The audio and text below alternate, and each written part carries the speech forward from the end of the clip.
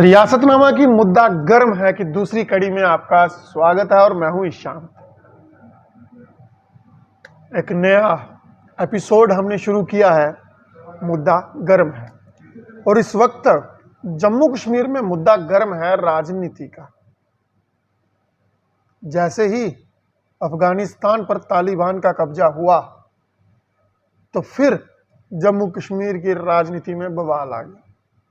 अलग अलग राजनीतिक दल अलग अलग प्रतिक्रियाएं दे रहे हैं, तो वहीं घाटी में भी जो नेता हैं अपनी बयानबाजी तेज कर रहे हैं। आज मुद्दा गर्म है कि दूसरी कड़ी में हमारे साथ जुड़े हैं पीडीपी के बहुत ही पुराने कार्यकर्ता, हम कहेंगे ओहदेदारान हैं, लेकिन बहुत ही पहले समय से जुड़े हुए हैं पीपल्स डेमोक्रेटिक पार्टी के साथ। उस समय से जुड़े हैं जब पार्टी का गठन हुआ। एक समय था जब पार्टी सरकार का हिस्सा थी। पहले जननायक मुफ्ती मोहम्मद सईद जी जम्मू कश्मीर के मुख्यमंत्री थे। फिर उनकी बेटी और मौजूदा पार्टी अध्यक्षा महबूबा मुफ्ती ने पार्टी की कमान संभाली। जम्मू कश्मीर की पहली महिला मुख्यमंत्री भी बनी। भाजपा के साथ गठबंधन किया, कुछ देर तक सरकार चली और सरकार टूट गई। पीडीपी का कहना है कि हमने सत्ता से हाथ बाहर खींचा और भाजपा का कहना है कि हमने पीडीपी की सत्ता से हाथ बाहर खींचा और पीडीपी और भाजपा की कोलिशन गवर्नमेंट जो है वो गिर गई और तब से लेकर आज तक जम्मू कश्मीर में लोगों द्वारा चुनी गई सरकार नहीं है। आज हम बातचीत करेंगे विनोद गुप्ता जी के साथ, जो जिला कठुआ पीडीपी यूनिट के जिला महामंत्री हैं, जनरल सेक्रेटरी हैं। तो आइए इनसे बातचीत करते हैं और कुछ विशेष मुद्दों पर हम बातचीत करेंगे और इनसे जानेंगे कि आखिर क्यों आज जम्मू कश्मीर की राजनीति एक नया मोड़ ले रही है। तो आपका बहुत बहुत स्वागत है रियासतनामा पर। सबसे पहला सवाल, राजनीति अलग रंग ले चुकी है जम्मू कश्मीर। वो राजनीति जो नैतिक मूल्यों पर की जाती थी वो आज नहीं रही। जम्मू बनाम कश्मीर की लड़ाई अब भी चरमों पर है। जम्मू के जो राजनीतिक दल हैं, जिनमें हम भारतीय जनता पार्टी, जो पैंथर्स पार्टी, डोगरा स्वाभिमान संगठन या और नए दल आ रहे हैं, तो बार बार एक ही चीज़ है कि हमें कश्मीरी हुक्मरानों ने लूटा, जम्मू के साथ भेदभाव हुआ। क्या देखते हैं, क्या सच में जो हमारे बड़े बड़े दल हैं, नेशनल कॉन्फ्रेंस, पीडीपी, उन्होंने जम्मू के साथ भेदभाव किया? पहले तो मैं आपका बहुत शुक्रिया अदा करूंगा कि आपने मुझे बुलाया और अपने विचार रखने के लिए बोला। आपने मेरे से सवाल पूछा कि जम्मू कश्मीर में जो पॉलिटिक्स राजनीति चल रही है, क्या वह वैल्यू बेस्ड है या नहीं है। जी, मैं दूसरे दलों की बात नहीं करूंगा, लेकिन मैं अपने पार्टी की बात करूंगा कि हमारी जो पार्टी है वो वैल्यू बेस्ड पार्टी है। हमारे जो पैटर्न लेट श्री मुफ्ती मोहम्मद साहब थे, उनका एक ही एजेंडा था कि हमने वैल्यू बेस्ड पॉलिटिक्स करनी है और लोगों को इंसाफ देना है। दूसरा केस क्वेश्चन आपका आया कि क्या जम्मू से कश्मीर वाले भेदभाव करते हैं या कश्मीर से जम्मू वाले भेदभाव करते हैं, ये भी हमारी पार्टी के एजेंडे में शामिल नहीं है। हाँ, मैं सीधे तौर पर कहूँगा कि राजनीति में आए हुए मुझे 35 साल हो गए। मैं छोटी सी एज में आ गया था। जब हमने थोड़ा सा होश आया 12-13 साल की उम्र में, तो हमने देखा कि जो बीजेपी या आरएसएस के लोग थे उस ज़माने में भी वो कश्मीर वर्सेस जम्मू की पॉलिटिक्स करते थे कि जैसे सचिवालय सेक्रेटेरिएट जम्मू में आते थे तो स्ट्राइकें करवा देनी, पत्थर मारने या जैसी वैसी घटनाएं होती थी। उस वक्त हम देखते थे, हम भी इमोशनल थे क्योंकि इतना मेजॉरिटी नहीं थी। हम भी उनके लोगों के साथ थोड़ी देर चले, बीजेपी के साथ चले, लेकिन जब हमने देखा कि ये तो सिर्फ एक वोट बैंक और अपना जनाधार बनाने के लिए ये जम्मू वर्सेस कश्मीर, ये हिंदू वर्सेस मुस्लिम, ये जात बरादरी, ये एरिया वाइज की जो पॉलिटिक्स है, ये जम्मू कश्मीर को ख़त्म कर देगी। उसके बाद फिर जन मोर्चा का टाइम आया तो हमने मुफ्ती साहब का साथ चले, यहाँ वीपी सिंह की भी इलेक्शन करा। उस वक्त भी वैल्यू बेस्ड पॉलिटिक्स। फिर जनता दल का टाइम आया, उसके बाद फिर जो पीडीपी बनी तो हम मुफ्ती साहब के चले गए, क्योंकि उनका एक ही एजेंडा था, लॉन्ग विजनरी पर्सन थे कि जम्मू कश्मीर को जो इस वक्त टेररिज्म का दौर चल रहा है, इससे कैसे बाहर निकाला जाए, इस नेटवर्क से कैसे बाहर लाए, वो लोगों को सुख शांति और विकास मिले। उन्होंने पीडीपी बनाई। पीडीपी का मतलब था पीस डेवलपमेंट प्रोसेस, प्रोग्रेस भी आप कह सकते हैं, जिससे कि आम लोगों को, आम शहरियों को, जम्मू कश्मीर के निवासियों को प्रोग्रेस मिले, शांति मिले, रोज़गार मिले। यहाँ पर ये हमारा जो जम्मू कश्मीर है, ये एक टूरिज़्म हब है। टूरिज़्म से ही यहाँ पर 70% लोगों की रोजी रोटी चलती है। ये आगे बढ़े, लोग अपनी ज़िंदगी अच्छी खुशहाल जिए, इसीलिए उन्होंने एक पार्टी बनाई और एक पार्टी उस टाइम आंदोलन का रूप ली और लोगों ने हमें साथ दिया और हमारी पार्टी 2002 में सत्ता में आई, मुफ्ती साहब बने। और उस वक्त हमारा कांग्रेस के साथ था, 3 साल का हमने किया था। जैसे ही उन्होंने 2 नवंबर की डेट आई, मुफ्ती साहब ने उस दिन से पहले ही इस्तीफ़ा देकर गुलाम नबी आज़ाद साहब को सत्ता सौंप दी और अपनी वैल्यू बेस्ड पॉलिटिक्स का प्रूफ दिया। रही बात जब वो पहली बार चीफ मिनिस्टर बने, कोई भेदभाव नहीं किया। जम्मू से ही डीजीपी हिंदू आया, जम्मू से ही चीफ सेक्रेटरी बलौरिया साहब आए, जम्मू से ही तरलोक सिंह बाजवा को इन्होंने एमपी बनाया है, जम्मू से ही वेद महाजन को एमएलसी बनाया, जम्मू से ही हमारी शांति शर्मा थी, उनको एमएलए नॉमिनेट किया। हमने कहीं भेदभाव नहीं रखा। जब भेदभाव की राजनीति बीजेपी और अदर दल करती है। मौजूदा हालातों की अगर बात करें, पीडीपी, कांग्रेस, एनसी को भाजपा की भाषा में देशद्रोही करार दे दिया गया है। आप इस वक्त अगर मेरे साथ बैठे हैं तो आप देशद्रोही हैं, आप गुपकार के गैंग के हिस्सा हैं। आपको एक नाम दिया गया है स्पेसिफिक कि आप गुपकार गैंग के साथी हैं। तो क्या देखते हैं कि आज जम्मू कश्मीर की आवाम की आवाज़ को बुलंद करना देशद्रोह है। जम्मू कश्मीर की आवाम की आवाज़ को बुलंद करना अपने जम्मू कश्मीर के साथ गद्दारी है। जम्मू कश्मीर में धारा 370 की बहाली की मांग करना, राज्य की मांग करना, 35A की मांग करना क्या देशद्रोह है? क्या देखते हैं? देखिए, जो हमारा देश है वो एक डेमोक्रेटिक देश है, लोकतांत्रिक देश है। और लोकतंत्र में क्या होता है कि हर आदमी, हर संगठन, हर पार्टी अपनी आवाज़ उठाती है लोगों के लिए। अगर हम आवाज़ उठाते हैं कि 370 होना चाहिए, 35A होना चाहिए, हमारी अलग पहचान होनी चाहिए, तो अगर बीजेपी की नज़र में जो देशद्रोही है तो वो अपना मानता रहे। हम थोड़ा देशद्रोही हैं कोई, हम तो देश के लिए काम करें। देश किसका है? लोगों का। लोग किसके हैं? लोग हमारे हैं, लोग हमारे रहे। और हम इस बीजेपी को सर्टिफिकेट लेने की जरूरत ही नहीं कि हम देशभक्त हैं या देशद्रोही। उनका रोल किस तरह से देखते हैं? आप आवाज उठाते हो और आप देशद्रोही, मैं उठाता हूं देशद्रोही, कोई भी उठाता है देशद्रोही, पीएसए, यूएपीए, क्या देखते हैं? देखिए, बीजेपी ने 70 साल जो राजनीति का उनका सफ़र है वो अपोजिशन में किया है। वो ग्राउंड पे लोगों की समस्याओं को हल करने नहीं गए। आज के दौर में भी, मौजूदा वक्त में जो है, इस समय में भी वो लोगों की समस्या नहीं हल कर रहे, सिर्फ नेगेटिव अप्रोच करते हैं। रूल एंड डिवाइड की पॉलिटिक्स उनके पास है, इमोशनल पॉलिटिक्स है। इमोशनल कार्ड खेल के जो लोगों को मूर्ख बनाते हैं और वोट लेते हैं। किस बात के देशद्रोही हम? जब हमारा 15 अगस्त क्या हम नहीं मनाते? हमारा देश का आज़ादी दिवस नहीं है? 26 जनवरी को हमारे चीफ मिनिस्टर वहाँ पर वो सलामी नहीं देते? फिर कहाँ से देशद्रोही है? जब हम ओथ लेते हैं तो वह क्या देश के संविधान के तहत नहीं लेते? जम्मू कश्मीर के जो हक हैं उनकी आवाज़ उठाना अगर देशद्रोह है तो उनकी नज़र में होए, हम तो लोगों की नज़र में देशद्रोही नहीं है, हमें उनसे सर्टिफिकेट नहीं चाहिए। रही बात गुपकार की, जी देखिए, डेमोक्रेसी में कुछ अलायंस बनते हैं, कुछ टूटते हैं। जी अब जो अलायंस हमारा गुपकार का बना है उसमें बहुत सी पार्टियां हैं और लोगों ने उसको रेस्पॉन्स दिया। अब जब डीडीसी इलेक्शन आए हैं जी तो मुंह तोड़ जवाब बीजेपी को मिला है। जम्मू में भी अगर हम देखें तो हमारे गुपकार के कितने कैंडिडेट जीते हैं। कश्मीर में हमने इनका सफाया कर दिया है, तो लोगों को पसंद है ना गुपकार। जो गुपकार गैंग कहें या गुपकार कुछ और कहें, इनके कहने से लोग बेवकूफ़ अब नहीं बनने वाले। एक और बातचीत करूँगा। 23 सितंबर आने वाला है, महाराजा हरि सिंह जी के जन्मदिन।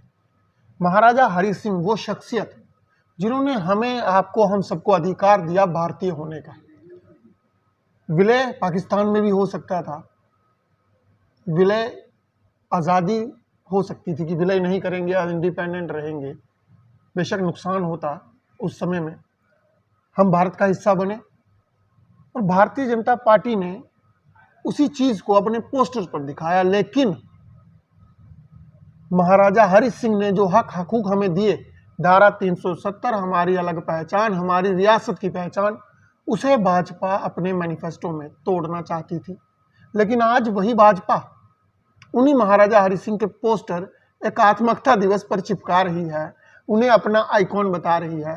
तो क्या देखते हैं कि एक तरफ उन्हीं द्वारा दी गई 370 तोड़ दी गई और आज वही भाजपा उन्हीं महाराजा जी को बहुत प्रणाम, नमस्कार और सम्मान दे रही है। तो क्या देखते हैं, ऐसा दोहरा मापदंड, ऐसा दोहरा चरित्र क्यों?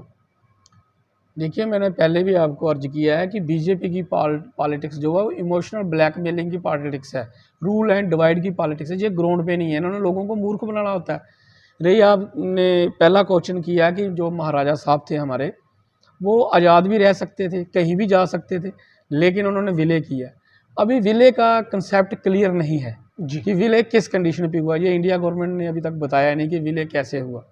कहते हैं विलय है, नहीं, विलय है, सेशन है, नहीं सेशन है। अभी तक वो एविडेंस, अभी ओरिजिनल एविडेंस जो है वो पब्लिक के सामने नहीं है। सिर्फ पब्लिक के सामने हम इस बात में नहीं चलो, जो जाएंगे। दूसरी 26 बात, अक्टूबर को वो हुआ और 27 को एक्सेप्ट किया गया। वो कुछ कंडीशन के साथ बात हुई थी जी। कंडीशन रखे गए थे। जम्मू कश्मीर अलग रियासतों से अलग था, अलग जो राज्य थे उनसे अलग था, ये उनके साथ नहीं था। अलग बात है कि 562 जो हमारे रजवाड़े थे उनके प्रेसिडेंट भी ये महाराजा हरि सिंह रहे हैं। क्यों? क्योंकि ये बहुत ही न्यायप्रिय राजा थे। दूसरी बात है कि 370-35 ये जो तोड़ा गया है, जब ये इन्होंने कंडीशन रखी थी कि ये इसको कोई तोड़ ही नहीं सकता। अगर तोड़ेगी तो पहला होएगा, संवैधानिक प्रोसेस होगा, असेंबली में आएगा, बेस जो चर्चा होगी, उसके बाद वो उधर जाए। लेकिन ऐसा हुआ नहीं।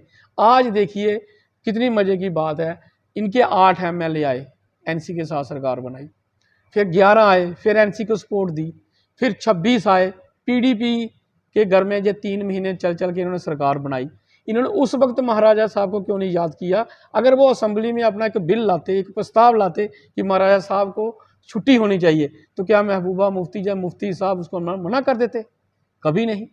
उस वक्त तो इनको ख्याल नहीं आया। अब ये अपोजिशन में, इनके पास कोई मुद्दा नहीं है, लोग इनसे तंग है, चाहे वो सेंट्रल गवर्नमेंट है, चाहे स्टेट गवर्नमेंट है, भ्रष्टाचार इतना है। अब किस मुंह से जनता के लिए जाए? अब जब महाराजा साहब को कैश करना चाहते हैं, क्या लगता है महाराजा जी कैश हो पाएंगे?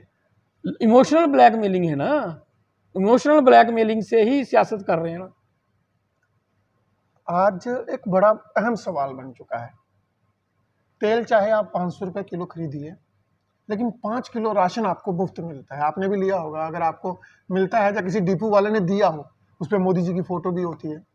तो क्या देखते हैं कि 5 किलो राशन देकर अन्य सामान में इतनी महंगाई कर दी गई है, चाहे वो गाड़ियों का तेल हो, हमारा सरसों का तेल जो औसतन 60 रुपये किलो, 70 रुपये किलो मिलता था, आज 200 से ऊपर हो चुका है। और अच्छी क्वालिटी का लेना हो तो मुझे लगता है कि 250 रुपये के करीब होगा। क्या देखते हैं, इतनी महंगाई की मार क्यों है? अच्छे दिन यही थे, जब कुछ और इससे भी अच्छे आएंगे, जब तेल 500-700 रुपये किलो मिलेगा और 2 ही तड़कों में ख़त्म हो जाएगा। देखिए, अच्छे बुरे दिन तो अब लोगों को समझ के बाहर आ चुके हैं। इन अच्छे दिनों से तो बुरे दिन ही अच्छे थे। चलो, वहाँ महंगाई तो कम थी। हमारा मुल्क जो है वो 140 करोड़ की पॉपुलेशन है। ऑफिशियली ये 135 बताते हैं, लेकिन नॉन ऑफिशियल 140-50 करोड़ के बीच में आंकड़ा बैठता है, जिसमें 90 करोड़ तो बीपीएल है, गरीब जनता है, मजदूर तबका है, लेबर क्लास है, जी किसान है और छोटे मोटे कारोबार करने वाले लोग हैं। इनको तो महंगाई ने मार के रख दिया है। इनको तो अब होश ही नहीं है कि हम क्या करें। अब तो वो इंतजार कर रहे हैं कि कब इलेक्शन हो तो हम इनका मुंह तोड़ जवाब दें। लोग तो उस टाइम का इंतजार कर रहे हैं कि कब वो समय आए तो हम इनको वोट के रास्ते से, वोट की मोहर से इनको महंगाई का जवाब दें।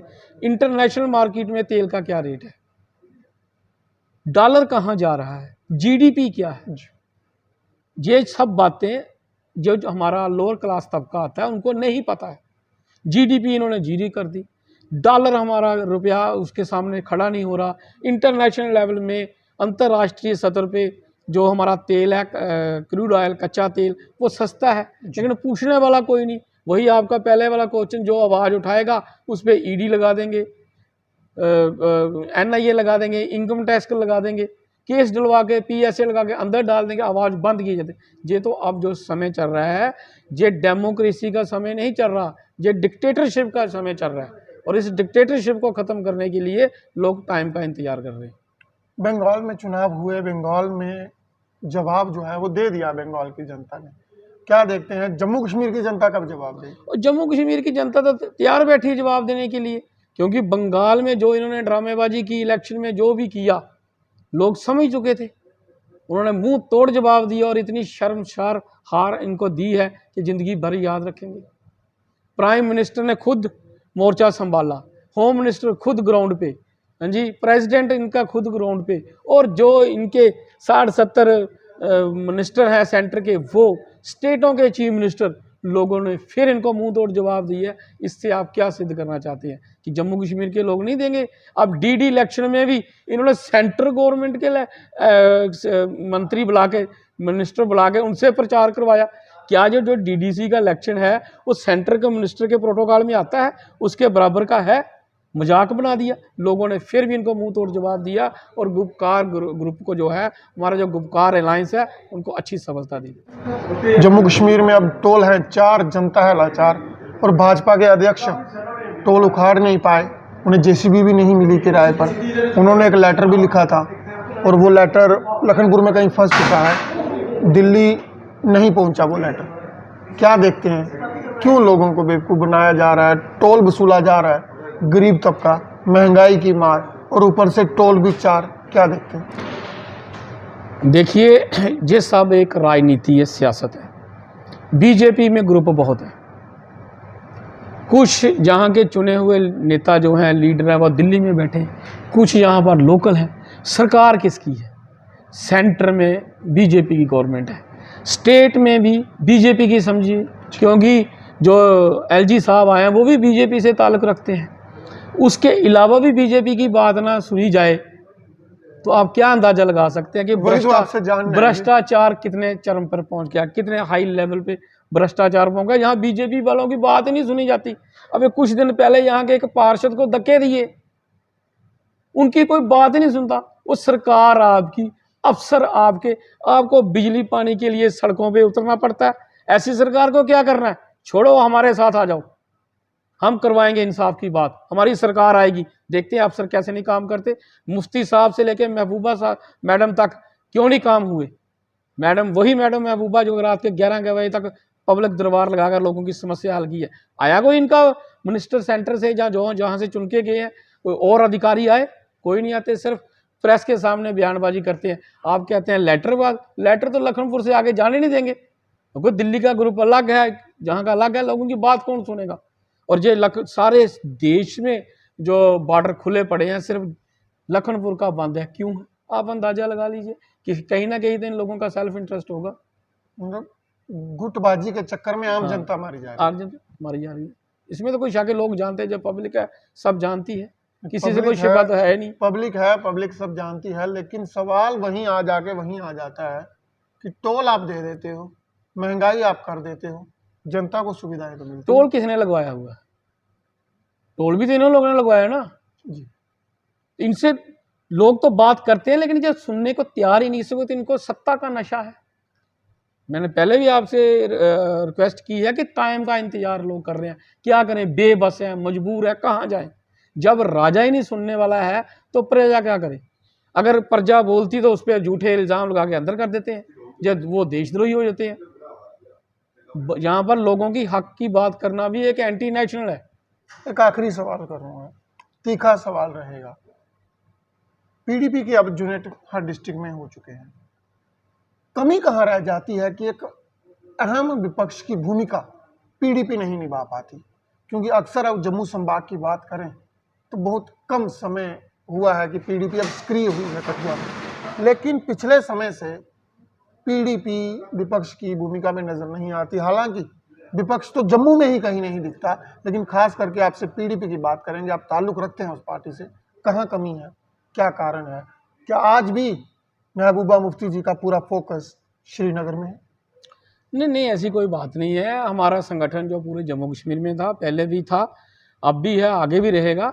हमने विपक्ष की भूमिका निभाई है। आप देखते हैं, पिछला रिकॉर्ड निकाल के देखिए, जैसे ही कोई अनजस्टिस की बात होती है तो हम प्रोटेस्ट करते हैं। विपक्ष तो प्रोटेस्ट ही कर सकता है, धरना दे सकता है, और क्या कर सकता है। अपनी मांग रखने के लिए प्रोटेस्ट जरूरी है। अभी भी हम महंगाई पर बोल रहे हैं और कई मुद्दों पे हमारा प्रोटेस्ट चालू होता है। हाँ, कुछ गवर्नमेंट स्पॉन्सर्ड मीडिया होता है जो हमारी बातों को आगे नहीं आने देता। कुछ अच्छा मीडिया भी होता है जो समाज के सभी पहलुओं को उजागर करता है। इसकी भी हमें थोड़ी सी मार पड़ती है। बाकी हमारी पार्टी में ना कोई ग्रुपबंदी है ना कुछ है, हम लोगों में जा रहे हैं, काम कर रहे हैं। और अभी मैडम महबूबा का फोकस कश्मीर में नहीं, जम्मू में भी है। अभी जम्मू में और थोड़े दिन के बाद मैडम आएगी, रजौरी, पुंछ, डोडा, कठुआ में सब। क्या वही संदेश इंसाफ क्या लोगों मिलेगा? के लिए क्या संदेश रहेगा? हम लोगों के लिए ये संदेश देते हैं कि जो भी आपकी समस्याएं हैं उनको हमारे साथ आइए, हम एकजुट होकर